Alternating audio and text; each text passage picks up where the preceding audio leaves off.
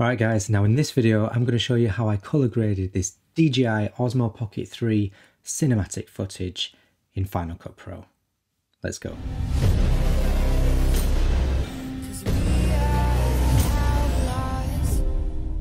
Alright guys, now hope you're all good. Now not long ago I made a video about Budapest, which was a cinematic vlog that I made while I made a little trip over there on a stag do, which is a bachelor party for you Americans. Now I wasn't going to bring a camera because I was on a stag do and you know, lots of other things happen on stag do's. But I couldn't go to a new place and not take a camera, so I thought the DJI Osmo Pocket 3 is the perfect camera to take. Not only because the footage is absolutely awesome, but it's tiny, it's inexpensive. I mean, I could have taken a big camera like this, but then, you know, if it got damaged or lost or stolen or anything like that, then that's thousands of pounds worth of gear gone. Whereas the DJI Osmo Pocket, £600? Yeah, I mean, it's replaceable. Yeah. Still a bit of a sting, but anyway. So yeah, took the camera, wasn't planning on getting any kind of decent footage to be fair, I was just playing around with it, and obviously my friends were wanting to just go out and drink and go shooting, but you know, I thought, no, I'm going to get this Steven Spielberg-esque footage for you guys. And I put together this little video, 2-minute video, found a track on Artlist, not sponsored, but please give me a bell if you want. Found this track on Artlist, which was definitely setting the scene, like it was so nice, so moody, a bit edgy, hardcore. That's the sort of vibe that I was going for in this sort of Eastern sort of European city. To be fair, I'm glad I brought it because you guys have commented and said that you absolutely loved it. So I was quite pleased with that, and I'm very grateful that you actually liked it. And some of you have actually requested that I do a color grading video. Well, here we are. A disclaimer, I am not a professional color grader, not in the slightest. In fact, I absolutely hate it. I am not good at it. I can't stand it. I'm just trying to learn as I go. So take this tutorial with a pinch of salt because, like I say, there are probably easier ways to do things that I'm going to show you. There are probably better ways to do things that I'm going to show you. But I have got like 15 years experience of photography editing, which I'm hoping like puts me in good stead for kind of looking like I know what I'm doing. And I would have thought that it would be very similar just transferring those skills over to video, but for some reason it's totally different in video. I hate it. Like, I don't understand why they don't just do the same kind of sliders and adjusters that they do in Lightroom. Anyway, I'm going to show you step by step on how I got the overall look, and then if you wait until the end, there might be a little surprise in it for you. So yes, shall we start with the camera settings, because quite a few of you actually wanted to know what the camera settings were for the DJI Osmo Pocket 3. So yeah, it was filmed on the DJI Osmo Pocket 3. No other camera was involved, no iPhone, no other camera, it was just the DJI Osmo Pocket 3. And if you haven't seen the video, I go check it out, give it a thumbs up, all those nice things, you know. So the camera settings. So I had it in 4K, 50 frames per second because I'm English, and I had it in DLog-M for the best dynamic range, obviously, so we can actually color grade it in post, or at least attempt to. Auto ISO, because, well, it's just a lot easier run and gun, you know what I mean? I did have it on plus 0.3 and 0.7 EV, depending on the scenario. Usually with log footage, you've got to kind of overexpose your image. I don't know, they're all different. Like the Sony a7S III, I can get away with almost 2 stops of overexposure. Like, it's just ridiculous. Like, I'd normally leave it at like 1.3, max 1.7, but yeah, you can go up to 2 stops to overexpose it. That's what people recommend, which I find is a bit overkill. And then I thought, to play it safe with the Osmo, I'll just do plus 0.3 and plus 0.7. However, I do still think that it's overexposed the images quite a lot. Well, not a lot, but just when I put the Rec 709 conversion look, which you'll see in a minute, it doesn't quite like bring it back down to level where I would expect it to be. Still got to play about with the exposure and bring those shadows down and highlights down and whatever and re-expose it. That's beside the point. Maybe you don't even need to overexpose DLog-M. I'm not sure, but I did it in 0.3 to 0.7 depending on the scenario. So that's the exposure. Oh no, it's not. Wait a minute. And then obviously shutter speed, I literally just had that on whatever. It was all auto, really. I did not try and put an ND filter on there and mess about because I thought, I'm on holiday, I'm on a stag do, I don't care. So yeah, the shutter is cranked. And I think you can agree that it didn't really matter. Like, did you notice? Did it still look good? I thought it looked pretty good, even though it was, you know, not following the rules of the 180-degree shutter rule. Anyway, so yeah, those were the camera settings for the exposure. Gimbal settings, just FPV and then follow mode. Whichever, I just switched between them. It didn't really matter. I mean, I was just like panning and trying to swoop in and whatever, just playing about with that, trying to get some decent shots. So yeah, those were the gimbal settings.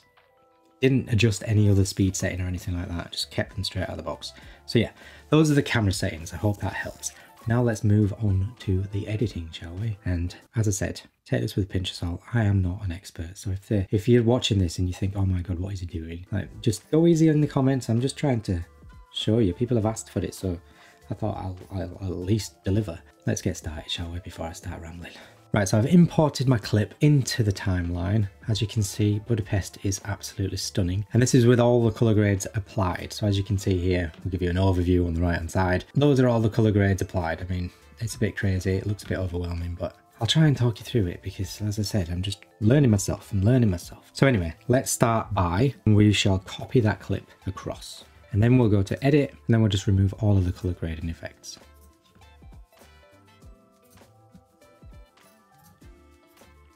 So there we have it. We have the color graded version, and then we have the straight out of camera log footage. As you can see, it actually does look quite overexposed. So the first thing we want to do is go down to the effects panel and just type in LUT. Here we can just drag the custom LUT onto our footage. Up here, I've already got it installed, but I will actually send you the link of where I got the DLog-M to Rec 709 conversion LUT from. So what you're going to do is select that there.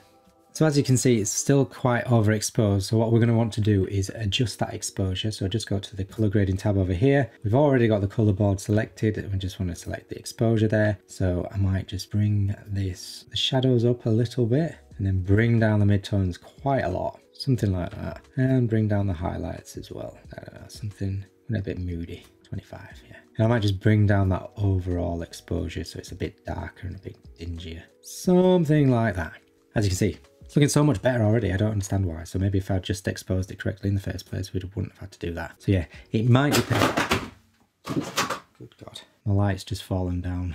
I hope the baby's not woken up. Honestly, the kid just sleeps through anything. Right, let's give me a sec. I'll just fix that. And we're back and the baby's still asleep. Oh wow, thank God. Where was I? This will be subjective to how you shot your clip. So obviously you just correct the exposure first. Convert your LUT, correct the exposure, and then I'm going to move on to the next step, which is, I've forgotten. Let me check my notes. So now I might just actually go to the saturation and just bring it down a little bit because it's a bit too punchy for my liking at the moment. We want that slight desaturated look. So something like -10. Yeah, that's looking a lot better. Now what we want to do is we want to add a color wheel, and I'm just going to play with that temperature a little bit and just adjust that just to get it to the right temperature. I might just make it a little bit warmer. I know, I like round numbers. 5600, let's go with daylight, eh? Right, so we're ready to start color grading, and correct me in the comments if there's an easier way to do this, but I wanted to put like a bit of a teal, bluey, sort of greeny color tinge over the top. And the best way I could think of doing this was to add a tint. So that's what I did. There might be an easier way. If there is, let me know in the comments. So what you need to do now, or what I did, was go down to your effects again and just type in tint, and then just drag the tint over to your clip. Obviously that's not what we're going to finish with. It looks a bit mental. And choose the color that you want. Actually can't remember the exact color, but I'm going to cheat a bit and go back to my old one. So that's the colour I wanted. Of course, I found that out without cheating. And then we really want to drop that amount all the way down because we don't want to make a drastic effect. I'm probably going to bring it down to about 20%. Then I also want to protect the skin tones. I know that this particular clip has no skin tones in it, but future clips might do. So I might just bring that up to, again, I like round numbers, something like 90%, so almost to the top anyway. Now, as you can see, we've got this nice kind of tealy green kind of effect over the top. Like I said, there might be an easier way, but I find that that works the best there. I think that looks all right. Might just boost it up a little bit more, maybe 22. There we go. Now that the tint's done, the next thing I want to do is start targeting some colours. And one of the main colours I want to target is orange. So what I'm going to do here is go back up to my colour grading tab, hue, saturation curves. So over here, we're going to start with the hue versus hue, which is essentially going to target the colour and then adjust the colour of that colour, if that makes sense. So you can either do that by using the eyedropper tool here and then just clicking on a colour that you want, or if you undo that, you can just manually target the colors here, and this is what I'm going to do here. So all I want to do is target the oranges, which falls in between there, and then just bring that down. And if you look on the screen, you can see, I'll do it drastically, but you can see how much the oranges sort of change color. Like they go a bit more purpley up there and they go a little bit greeny down there. So I just want to bring them down just a touch, just so they're a bit more orangey rather than red. Something like that should do. And then we just want to target the hue versus saturation over here, exactly the same colors, and then just bring up the saturation of those oranges. In fact, I might bring it just a little bit further out. If you drag that across, you can see how it comes over to this side. So I might just include a bit more of the reds as well, and then maybe add a second one in so we can kind of give it a bit more of a tabletop, something like that. So if we turn that on and off, you can hopefully see that it's brighten those up a little bit. And then we want to go over to the Hue versus Luma tab. This time we will just target the same colors as before and maybe just increase the exposure on those oranges a tad, something like that. Again, turn it on and off. Right, so the oranges are taken care of. The next color I want to target is the like tealy greeny colors. So what we want to do is exactly the same as before. Little drop down, add a second hue saturation curves layer. So I'm going to manually do this. So somewhere about there. Then what we want to do is actually reduce the hue of this. If I go up and down, you see it's a lot more purple, a lot more green. So I just want to bring that down just ever so slightly. Then we want to go to the hue versus saturation, again targeting similar colors and just raise up the saturation a little bit there, and the same for the Luma exposure, just bring that up a tad. So we'll turn that on and off, see if it's made a difference. Hopefully you can see that it kind of reduces that overall tint that we put before and starts to separate these colors out a little bit more by targeting individual colors.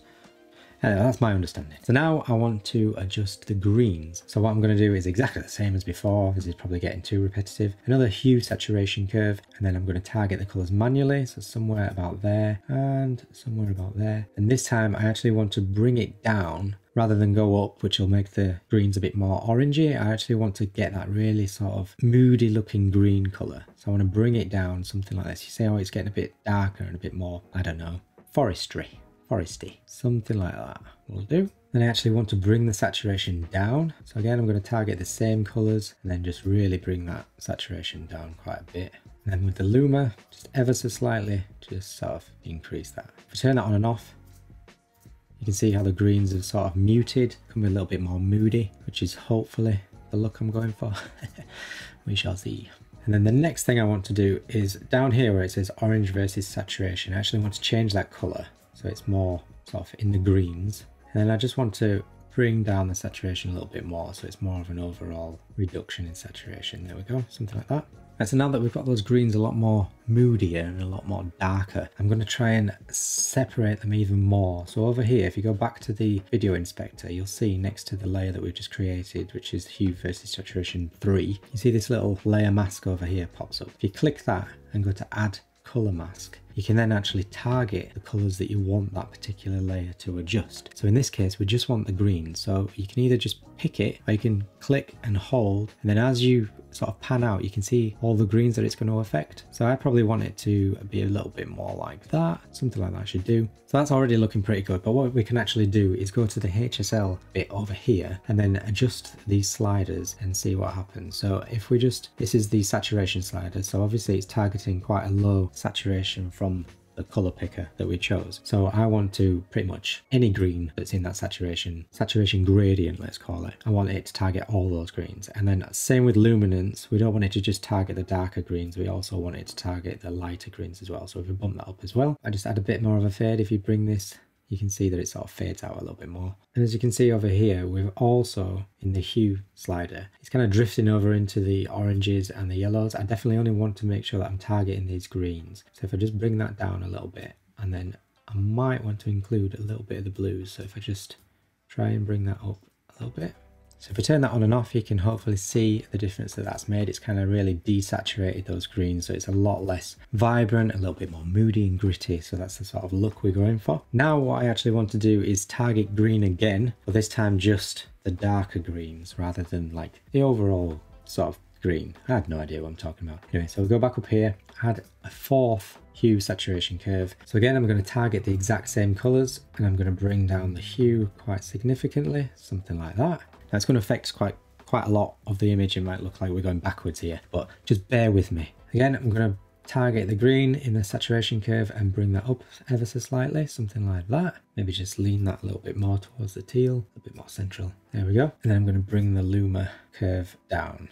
So if we go back to our video inspector, make sure we're on this curves layer, go back to this mask button over here, add colour, and this time, because all the darker colours are over in this bottom sort of right hand corner at the darker greens, we're just going to target those greens. And you can see them sort of popping out a little bit more. We don't want to go too far because that will start to add too much green. We just want to get those really dark greens. So I'm thinking something along the lines of that. Maybe that's too much. Just do it again, just a little bit. Something like that. Yeah. That's better. So if we sort of turn that on and off, you can see how it's sort of giving this kind of really like moody, gritty edge to the darker parts of the green. You'll notice it more down here. It's a lot more thick. So again, I might just adjust these sliders a little bit so it makes them look a little bit less abrupt. Hopefully we can sort of even that out a little bit more. I include a little bit of the yellows. We're losing these sort of harsh edges. Bring it up to the top. Just a little bit more, something like that. And go down to the shadows. And include more, just a little bit more, feather that out a bit. That's better. It's kind of evened out this area over here before it was a little bit sharp. So again, if we turn that on and off, you can see it's just sort of added a little bit more grittiness to the greens, which again, I don't know if it's an important point, but I like to do things in layers, which you might have noticed because you probably sitting there thinking, why have you not done this all in one layer? Why have you not just targeted all the colours in the same hue saturation curve? Well, it's because I like to turn them on and off and adjust them and see the difference. So if later on I decide to go back to that particular point, I know that that is just going to target those greens. It's just going to target those oranges, and I'm not going to accidentally move a slider and then affect the main image or not know how I've affected the image. So it's a lot easier. I find it a lot easier to sort of layer my adjustments in this way. It might be wrong, might be right, I don't know. We'll see. If it turns out that I've done this right, I will be gobsmacked. So let's crack on, shall we? So what's the next step, Sam? Who knows? I mean, if we turn this off on and off, let's just see where we are. I mean, that's where we were, that's where we are. It's already looking pretty good. You don't think? Quite impressed, really. I'm managing to do this from memory. So the next step, or the next step in Sam's logic anyway, is that I'm going to add a colour curve. So we want to go up here again and we're going to add the first colour curves. Arguably this could have been done a lot earlier, but I'm doing it at this point.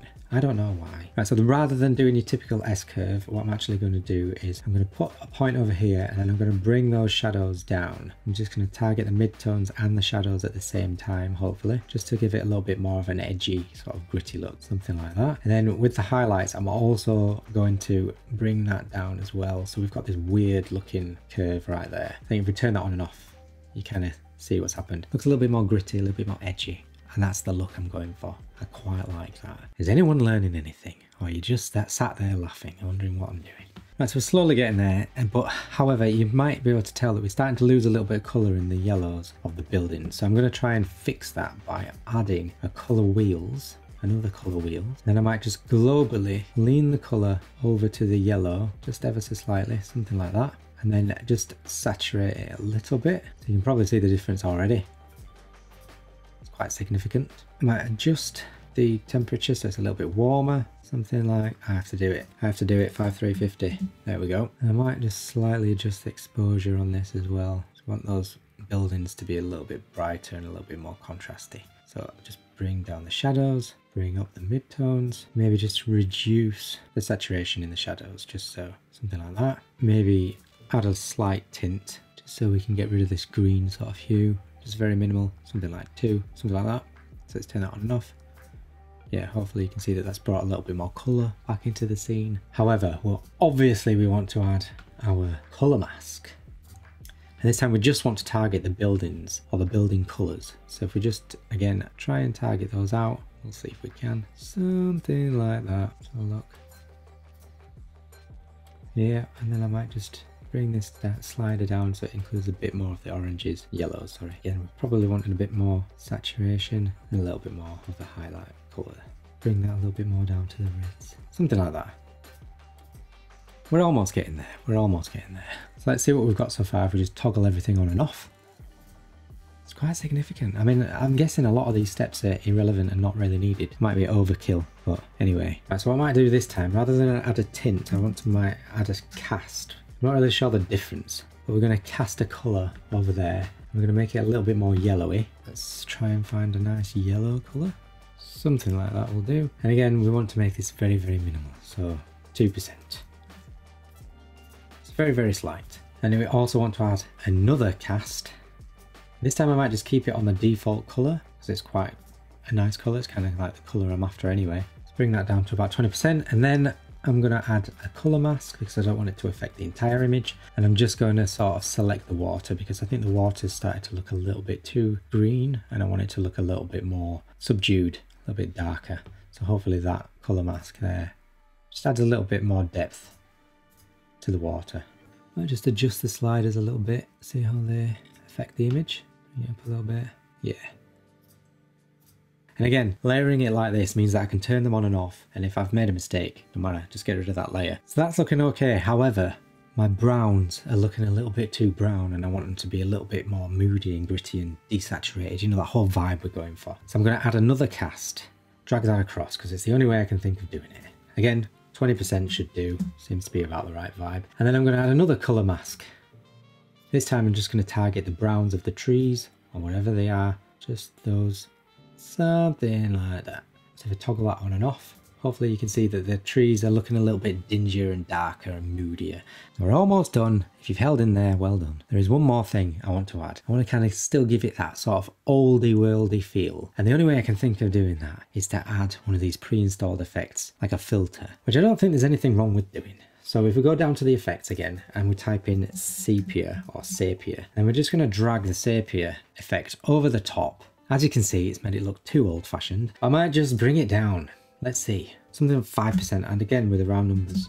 5%. Let's have a look how that looks. Yeah. Very, very subtle, but it works. And I think we're there. So if we just turn all the layers on and off, we shall see what we had and what we have. So that's what we had, a bit overexposed. And that's what we have.